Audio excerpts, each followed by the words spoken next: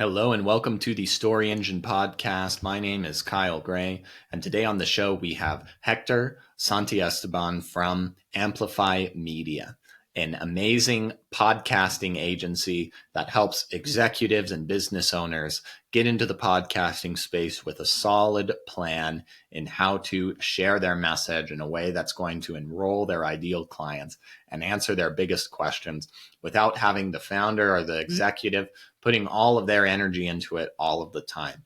We're going to discover his unique process for creating podcasts that stands out, and we're going to create a story for him that will share the vision and the purpose of Amplify Media. So without further ado, let's hand it over to Hector. Hector Santiesteban, welcome to the Story Engine podcast. Thanks for having me. Absolutely. Now, you are a master and a supporter of many podcasts, so it's an honor to have you on the show. And I would love for you to introduce yourself to the audience who may not know you yet.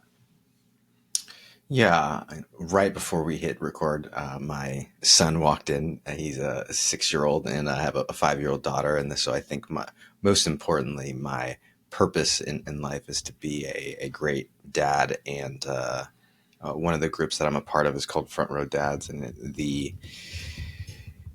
the motto, if you will, is to be family men with businesses, not businessmen with families. And that's sort of something I've really bought into. And so the way that I provide a life for them and an opportunity to be a great dad for them is I have a podcast company. And so we produce podcasts for executives who want to either build their personal brand and kind of come out from behind the curtain, if you will, or for businesses who see that getting their executives and creating a connection with their executives can be valuable to their business and to the top and bottom lines and everything in between. So we help with all aspects of podcasting and been doing that for much of the last decade or so. Mm-hmm. How has the podcasting landscape shifted in the last few years? It seems like it's grown a lot. I still think there's more room for growth, and even the work that you're doing is a sign of this growth as more executives and businesses that maybe wouldn't normally consider using channels like this to market themselves. It now almost feels like it's one of the most important channels to be in. Yeah, about a decade ago, let's go back 2 decades ago and say 2000, 2004, everybody sort of woke up and said, every business needs a website. Around 2014, about a decade ago, everybody woke up and said, social media, everybody should be on social media. And I don't know that you would say that every business needs to have a podcast, but every business could benefit from having a podcast. And so it's moving towards that space where, because so many businesses are seeing the value of creating relationships, of creating content, and then, being able to distribute that at scale, they are more waking up. And in doing that, it's sort of something that you kind of have to do just to stay competitive in a lot of industries. And so, it's definitely grown in that regard. Obviously, we're recording this in December of 2024. And so we just wrapped a presidential election where podcasts played a pretty pivotal role in the outcome of it. And so that really, not that people weren't aware of it, but I think people sort of became aware of the power of podcasts really over the last several months. And so thankfully we've been sitting here doing that for a number of years, but I think that's how a big part of it. You mentioned that there are people that see this as just a way to stay competitive or more of a necessity than a drive or something that they would naturally choose. What do you think makes this means there's lots of podcasts out there that don't quite have the personality that they're doing it going through the motions because they heard that they should have a podcast.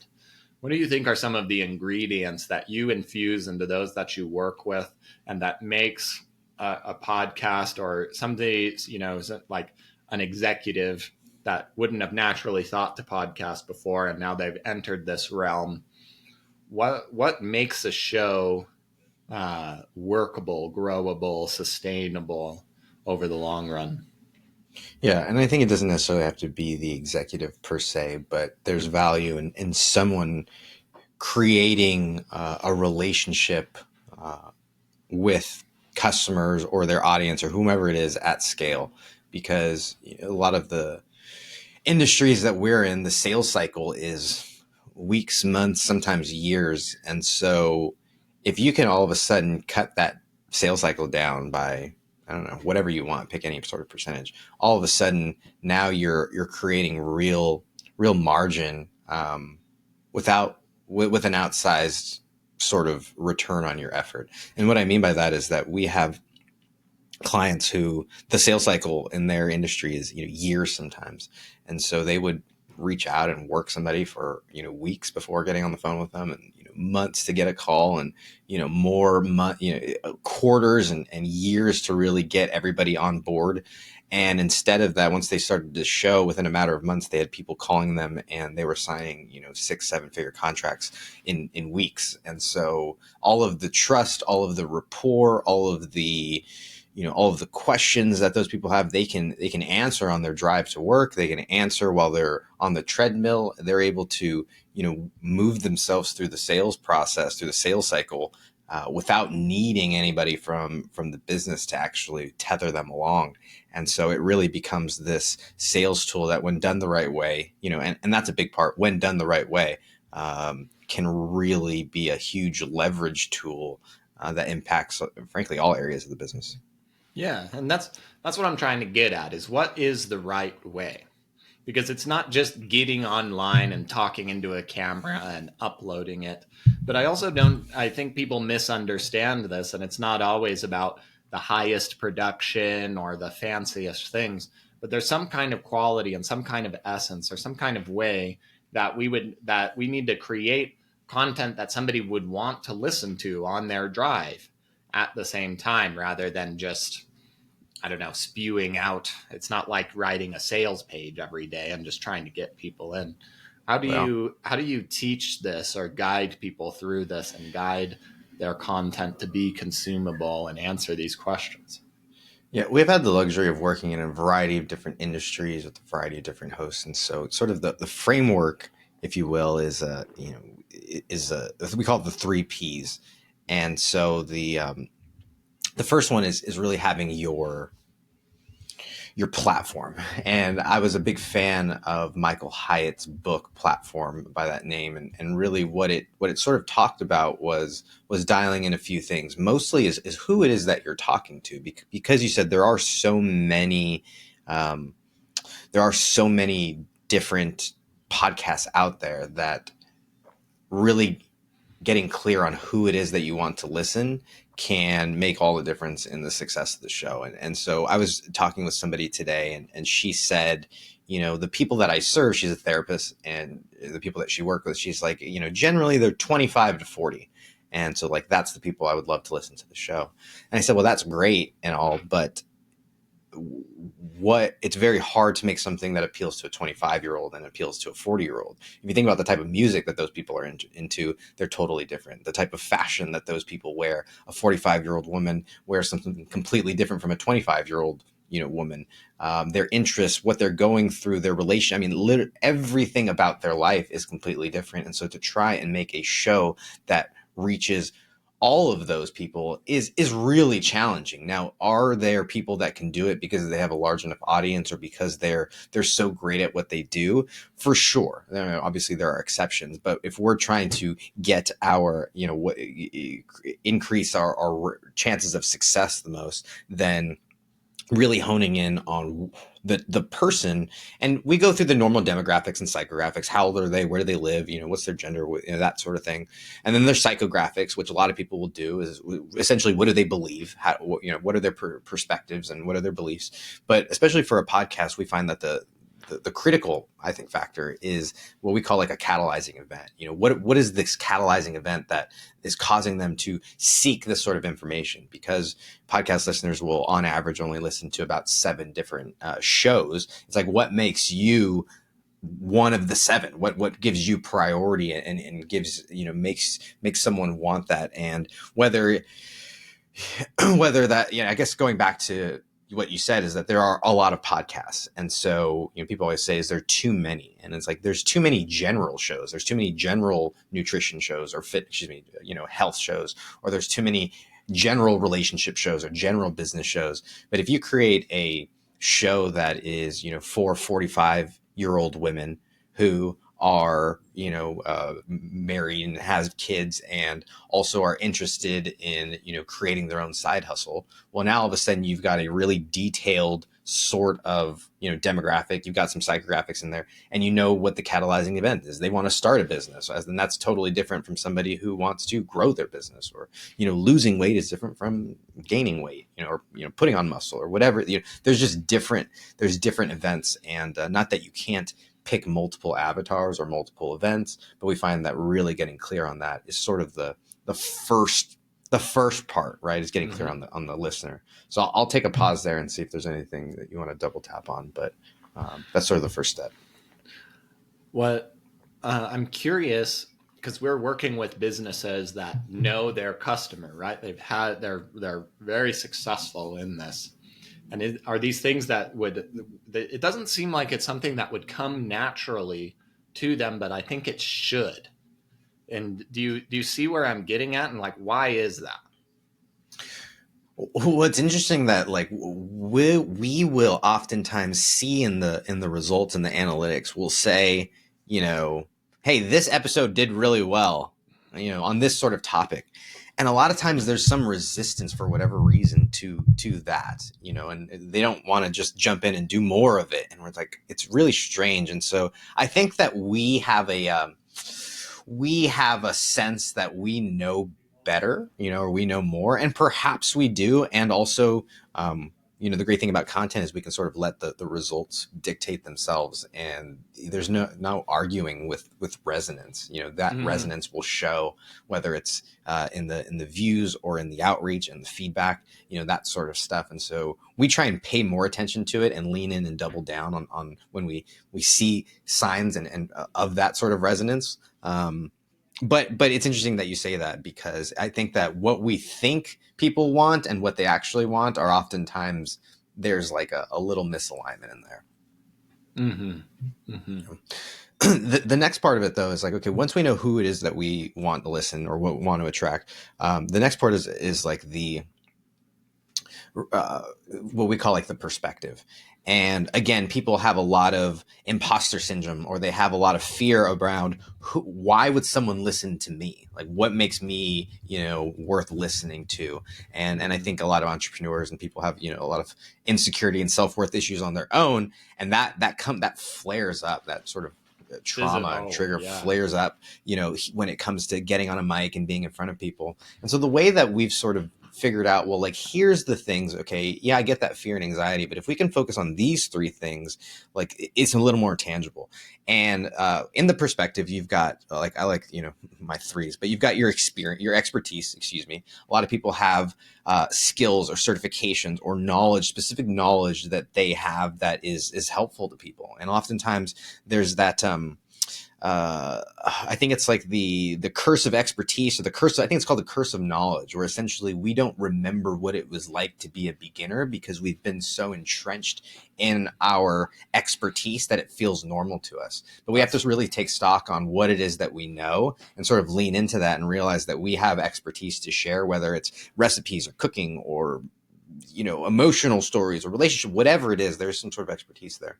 The second sort of lane of that we're trying to triangulate is someone's experience. So a lot of times they've worked in certain industries or worked with certain clients, certain types of clients, but there's an experience that they have that is oftentimes unique to that person, or maybe they started in a certain time, but like there's something there where the application of their expertise, they've been able to utilize that and grow and gain insights and wisdom from that.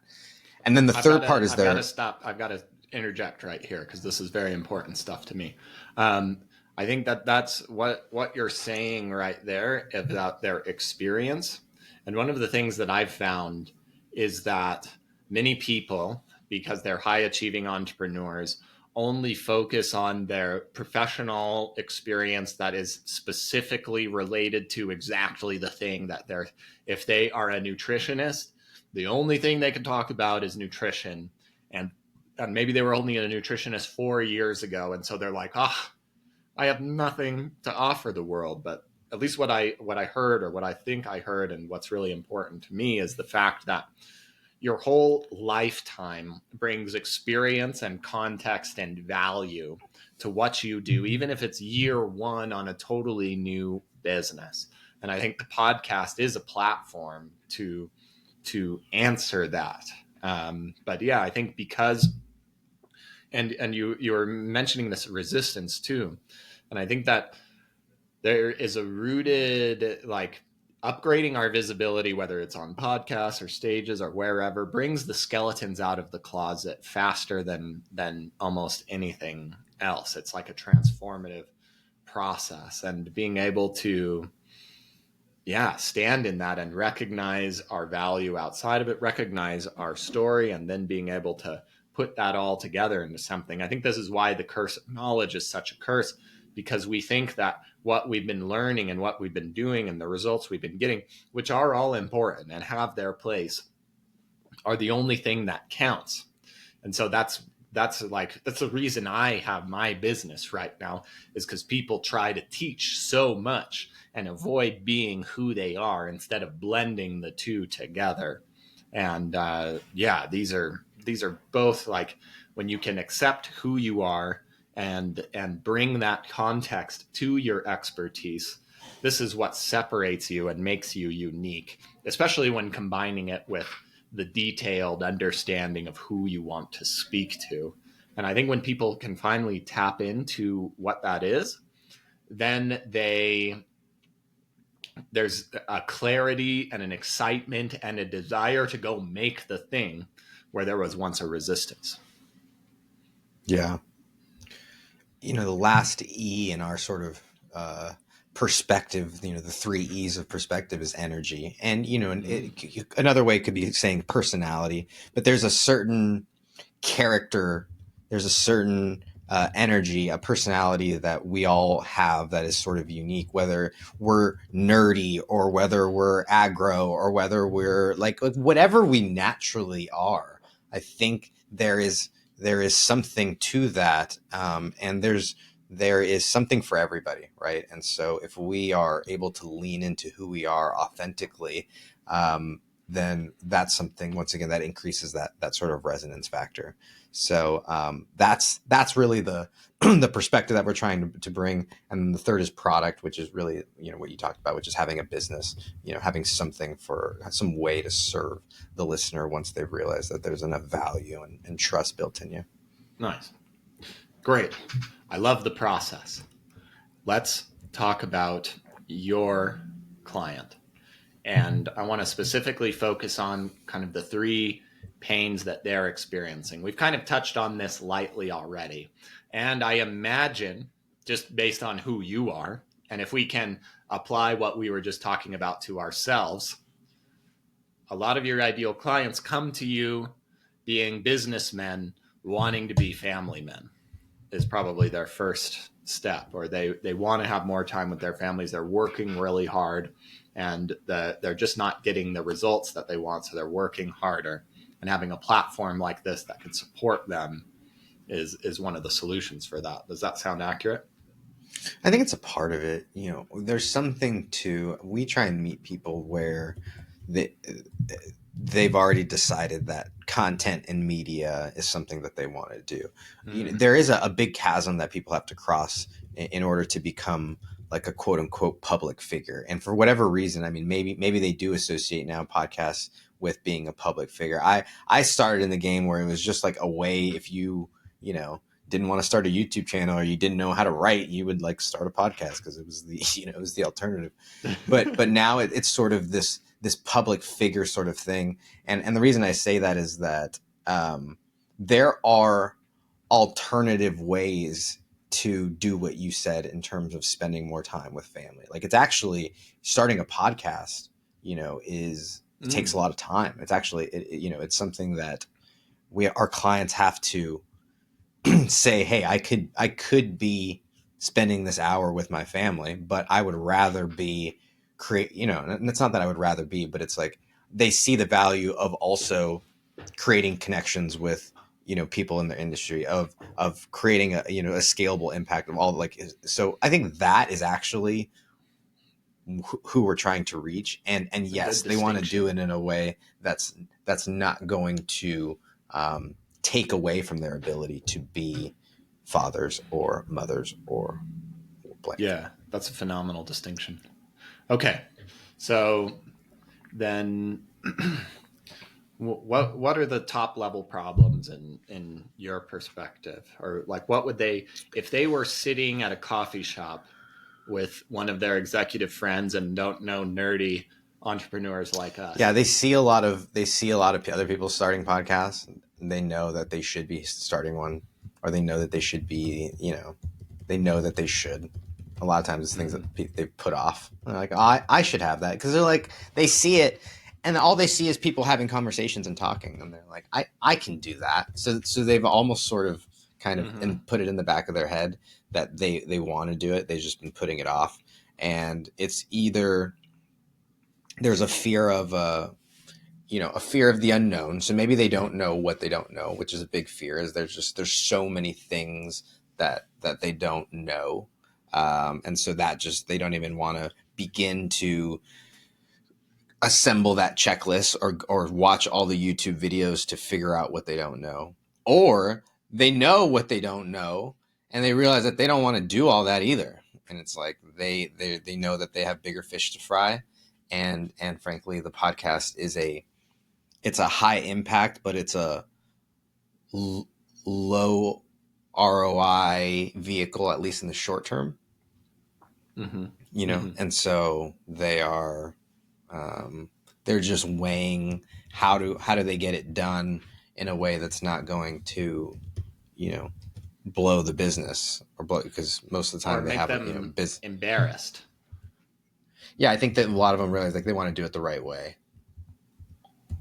Yeah, so they don't want to waste their time or be Like, if they're going to do it, embarrassed, they're going to do it the right way. look like a fool. Okay.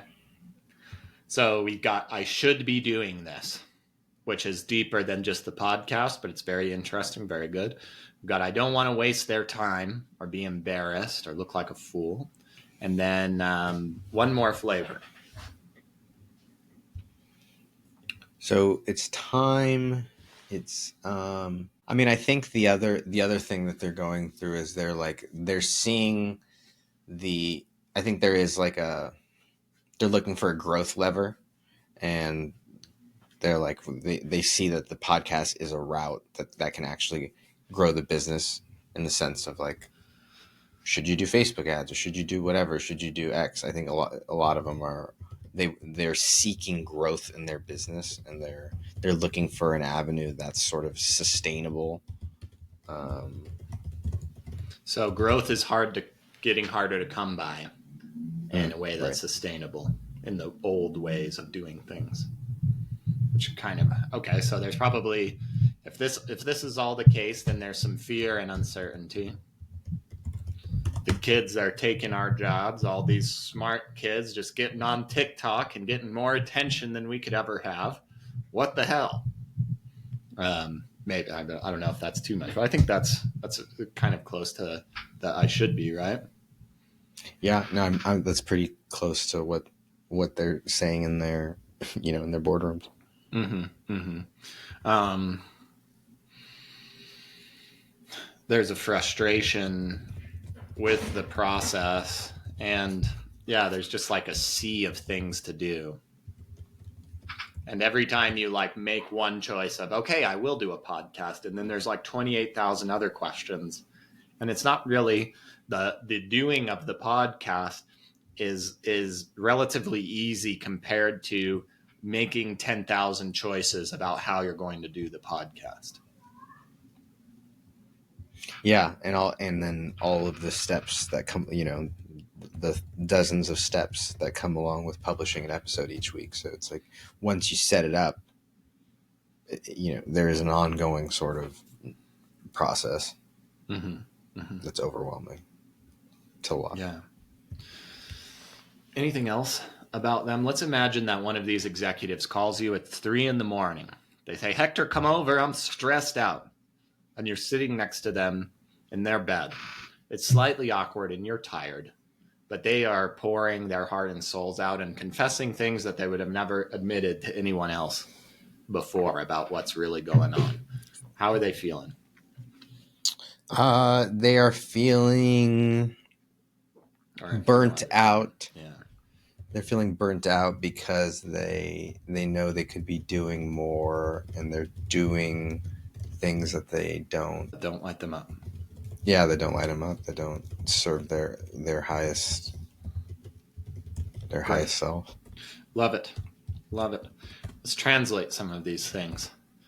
So if we translate these things from good things to bad things, seeing other people starting a podcast and thinking I should be doing this becomes I know what I'm doing.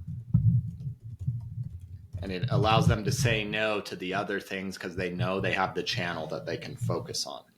And that is peace in a lot of ways, being able to say no to everything else. That's because you trust your path instead of having all of these things that I feel like I should be doing that vaguely stress me out every day. Right. Excellent.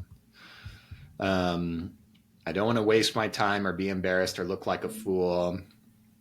Becomes I have a process that I can trust.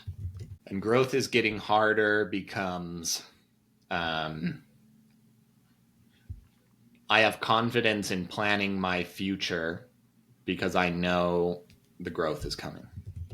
Yeah, I was going to say the plan, but yeah, confidence in plan is really what it is. Great. Okay.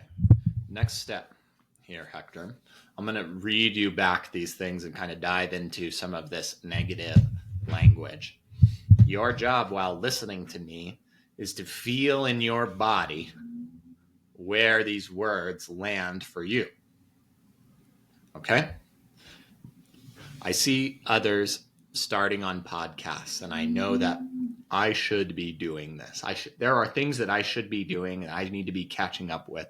I'm falling behind.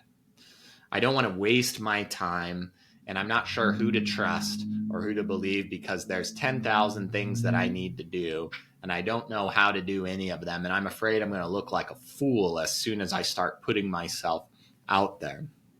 But I need to do this soon because growth is getting harder and harder every day to make happen and make sustainable. And I don't know if I'm going to be able to stay competitive because there are young people taking up all the market share, or people who are smarter and, or maybe not smarter, but they're definitely less smart than me. But they are able to use TikTok or something. So I'm frustrated with the process. It's hard to make all of these choices. And I'm feeling burnt out because I know I could be doing more of what lights me up and making a bigger impact. Do you have a feeling somewhere? Yeah, in the gut. In your head? No, in the gut. In the gut. Oh, that's a good one. I always have the solar plexus in the throat. When, Hector, did you feel like this in your life? I don't know that I'm serving a former me. Do you have an emotional resonance? I think that there's a part of you that aligns with these people in the same way that you want to have more time with your family and you want to make an impact. And maybe you weren't specifically thinking podcasts per se, but there was still this trying to upgrade your visibility or get your message out there and grow who you are. And there are a million things that you should be doing, but you didn't know how to trust the process or who to trust. I mean, the thing, and I'm glad you bring that up because I'd actually forgotten this for a while. I mean, the thing that we are helping our client, like the wound that we are serving in our clients that I am trying to fill for myself, is being seen. is Yes. helping our clients be and feel seen, and Yeah. also their their guests as well, but creating that experience where they feel seen. And that's something that I I've always sought for myself through this sort of stuff. And um, that's what I was trying to find in myself. Mm. And just, I don't know what the word is, in contrast or paradoxically, my former self was not at a place to be able to afford our services at at the rates. So we kept going up, and I'm trying to serve a future version of myself, if you will. Me too. Um, Yeah.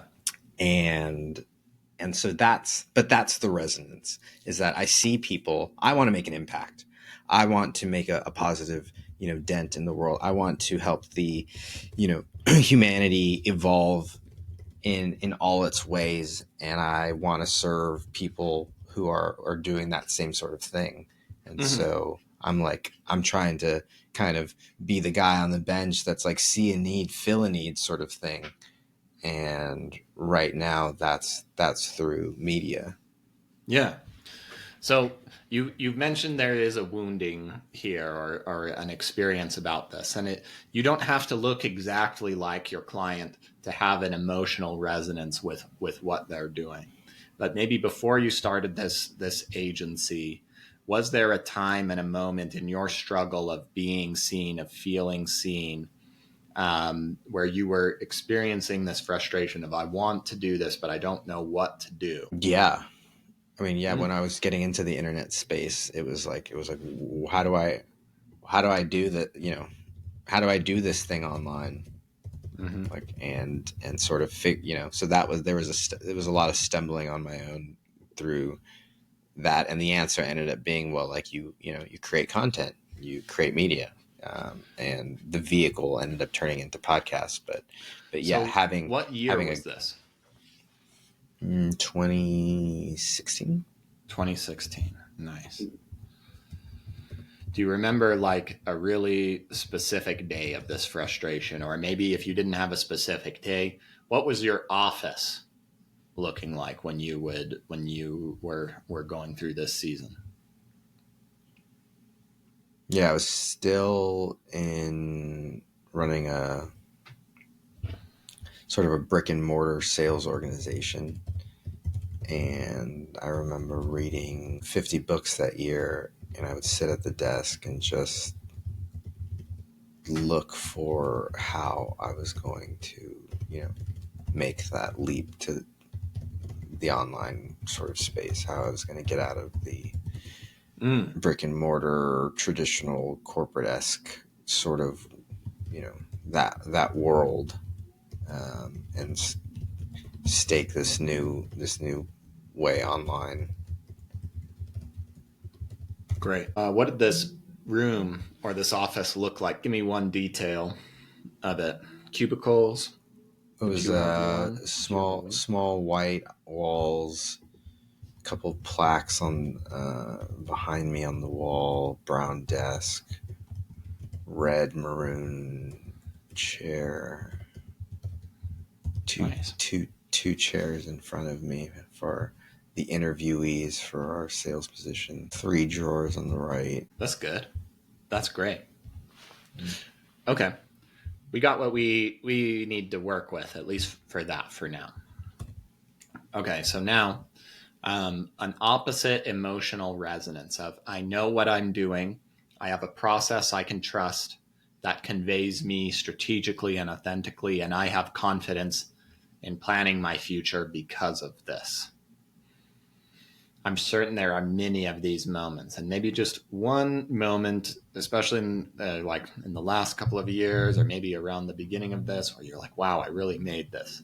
This is possible." And now I'm imagining what else is possible. Can you ask the question again? I think I missed Tell me about a the specific object. moment where you really felt like you made it, where you felt Mm. seen, where you had a system to be seen and create in a way that served you, served your audience, and the world. Yeah, last week we got feedback from one of our clients that, she was saying she was sending love back to me, but she was also heaping lots of praise on our team, which is nice. Like, Mm-hmm. it feels nice to have that after I had taken some time off. I had taken a few days to go on a retreat, and things had. Tell me about the retreat. What was the retreat? Being a good dad. It was a spiritual retreat for the spiritual center that I go to here locally, and we went away to the mountains and just steeped in some goodness, and yeah. So it was nice to do that whilst the business was still running.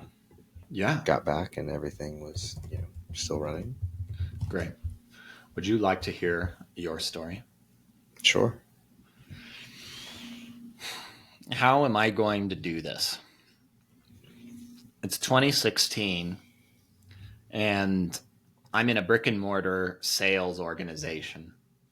Across from me are 2 chairs where I would interview people to join the sales team. And I honestly feel like a fraud because this is I want to get out of here. I want to be trying new things. And the idea of bringing in and enrolling new people in doing this old work that just doesn't seem to be working in this changing landscape feels tragic to me. I'm preparing for more of these interviews, but between them, I have a stack of books next to my desk, as I would read up to 50 of them that year, of everything that I could learn about business, of marketing, of more sales, of creation, of podcasting. I wanted to find my way to get out of this brick and mortar world, and I wanted to find my way to get online and create the freedom and growth that I knew was possible, that I knew I should be doing, that I knew I could be doing. But I still found myself sitting here on this desk, waiting for more people to come in and sell them a lie that I didn't believe anymore. Well, from that day, it would take a few years and a lot of costly and painful mistakes to really figure out the process. But this is when I began to develop the 3 Ps that became the center of everything that I do. I wanted to figure out how to have a platform that really represented me and was aligned with me and would target the people that would be interested in working with me as clients. I wanted a way that I could channel my perspective, not just the skills that I had to help people, but really bring everything about who I was in a way that would make me look good, and it would save my time and create the results that I've been working so hard to create in other ways. And I wanted something that would allow my personality to shine and allow my products to be sold, even if I wasn't there putting in all of the work all of the time. And so I began to build this process and begin to build the agency that had become a core to everything that I was doing. I was creating content for myself and content for others. And I can remember just a few weeks ago, once again, being reminded of the power of this process. I had taken several days off, something I never would have thought of in 2016, to head to a spiritual retreat. I remember being up in the mountains with some close friends steeped in goodness. And when I got home after a few days off, I remember seeing messages from clients, prospective clients who wanted to work with me, who had seen and listened to my content, and more importantly, clients that I had worked with before, sending love back to me, praising the team and the support and the systems and the clarity that came from this 3 Ps process and this creation. And this was one of the many moments that I realized how important it was of what I was doing, this work, and how it would serve the world and make it better. And now in the next 45 minutes or wherever the rest of the content is, I'm going to teach you how these 3 Ps are exactly what you need to create a podcast that's going to create more revenue, more freedom, and allow your business to transition into the most cutting edge marketing and messaging techniques out there. What do you think? Yeah, it's illuminating, and that's what I think. What a lovely compliment. I like that a lot. It's an interesting experience hearing your own story or having these moments arranged in a way that you might not have considered before. And I hope it creates some of the possibility and sense of it or excitement that you also inspire in those that you work with. Yeah, for sure. And it's rather helpful given how quickly things change in business, the reminders that we need. Yeah. I also like on this road that we're on, and I appreciate you're very with yourself and honest. And I think you mentioned a realization of like this being seen was a wound that's a part of me, and I kind of forgot about it for a while. And a lot of these things that when we go to these moments of emotional resonance that would land with kind of the pain or the problem that our people are experiencing, when we are on our own by ourselves and we're like, what story should I tell today?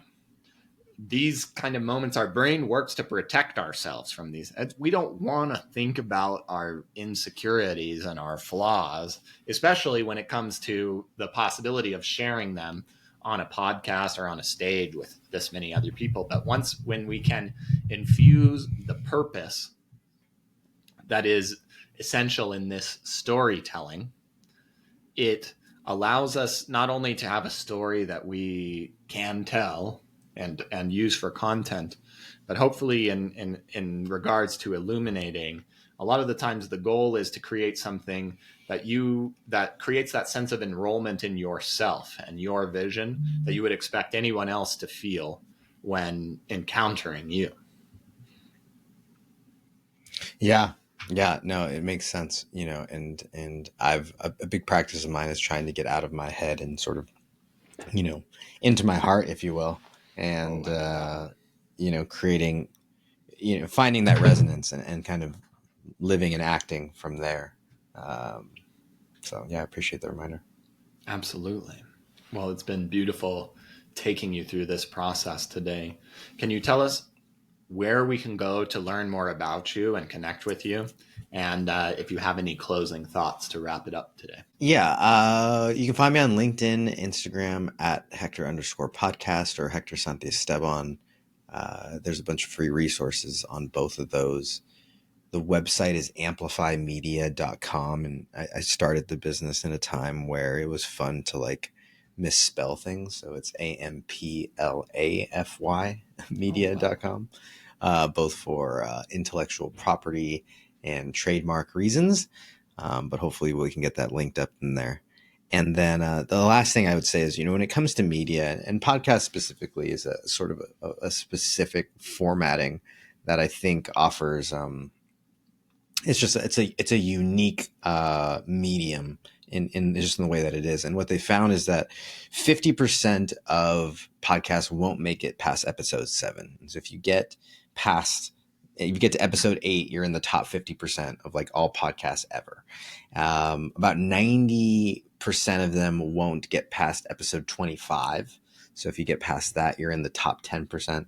And I believe about 99% of podcasts won't get past episode 50. And so a lot of podcasts, when they get into it, they think, I want to be top of the charts or top of the ranking or downloads or all that sort of stuff.